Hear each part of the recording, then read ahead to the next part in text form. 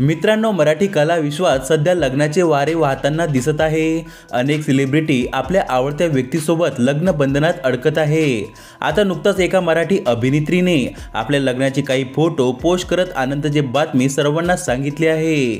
ही अभिनेत्री दुसरी तिसरी कोणी नसून मराठी मालिका विश्वातील लोकप्रिय अभिनेत्री प्राजक्ता आंबुर्ले आहे। सध्या ती सोनी मराठी वाहिनीवर राणी मी होणार या मालिकेत निहाही पात्र साकारत आहे।